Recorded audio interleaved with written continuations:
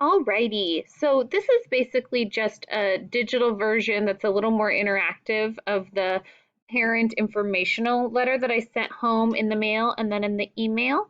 But I'm just going to be providing a little bit more information here on relevant classroom information. So I will also include the link if you just want to go through it yourself and see what questions maybe you have. Okay, so these are the different options for things that you can click on to learn more about each topic, but I'm going to go through. There's an introduction video that you can check out. My contact information is listed here, email, school phone number, and cell phone number. I'm fine with you sending texts or calls to my cell phone number in the evening if you need to get a hold of me. I absolutely love hearing from you, so please do not hesitate at any time to reach out with any questions or concerns. You will always receive a response within 24 hours.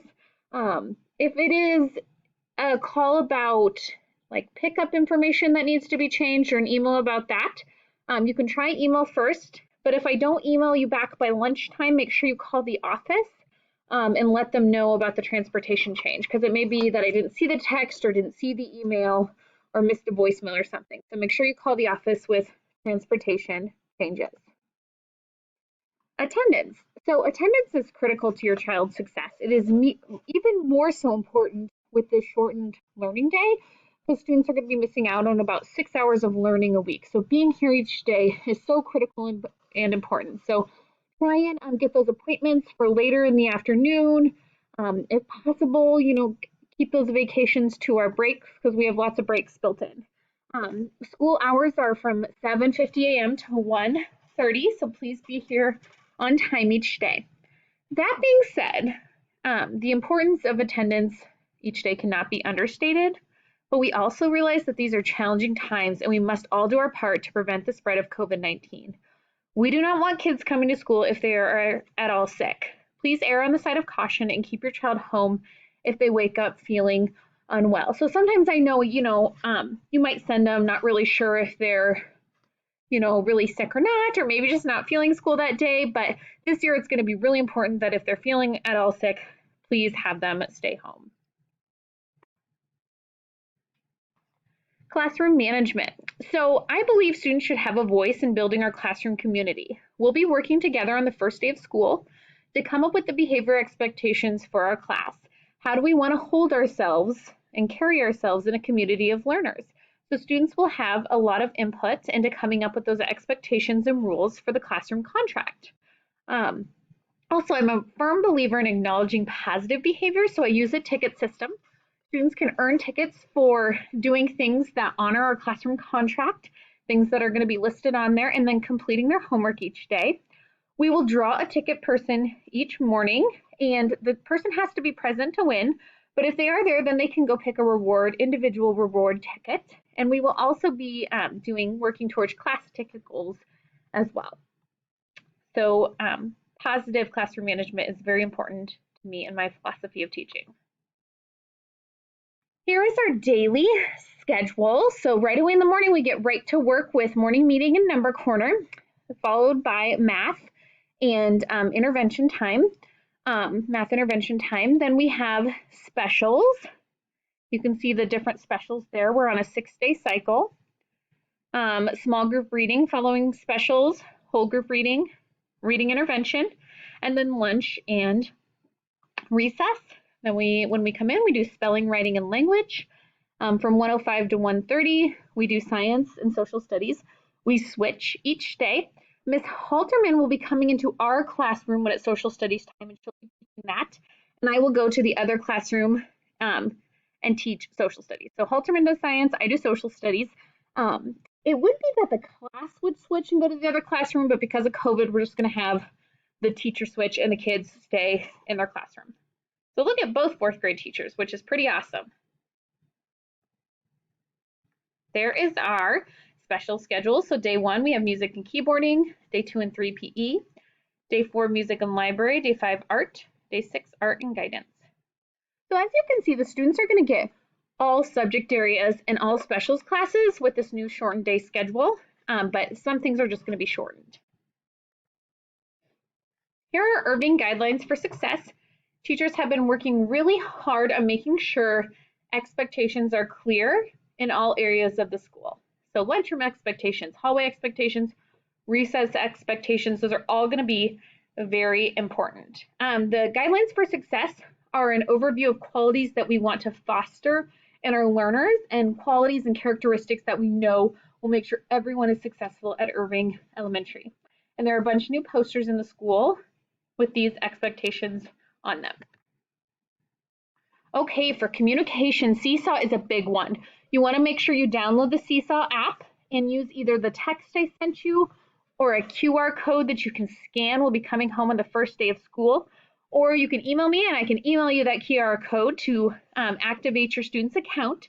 Only you can see your students' work that I'll be posting, unless it's like a class picture or something, then I will post it for everyone.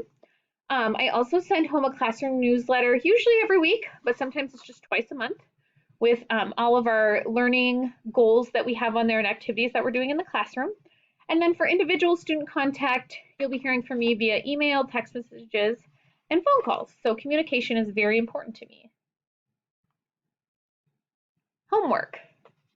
So something that's new for us, since we are going to be getting out at 1:30 each day and learning, missing out on 6 hours of learning, the state has the expectation that students are completing homework each afternoon to make up for some of that lost time. In the past, my homework policy has been pretty flexible. But this year it's going to be much more critical because, again, we're losing out on quite a bit of learning time. So here is the homework that you can expect each week. Yes, it's mandatory. So reading at home for 15 to 20 minutes each evening and getting the reading envelope signed to document the reading. I will be creating a video and there's an informational sheet coming home about how you fill out that reading envelope each night. Students do get a ticket for getting that returned. And on there, you'll write the title of the book. They can write the title of the book they're reading and then have a parent sign. This can be independent reading, and it's also awesome if they read to you as well to practice that oral fluency. So maybe 10 minutes of independent reading, 10 minutes of reading aloud to you or a younger sibling. Our spelling tests are on Fridays. We will not have one the first week of school. We will start the week of August 10th. That's when the first spelling list will be coming home, and we'll have a test that Friday. So there's no math homework Thursday evening because I want the students to work really hard and study for their spelling test.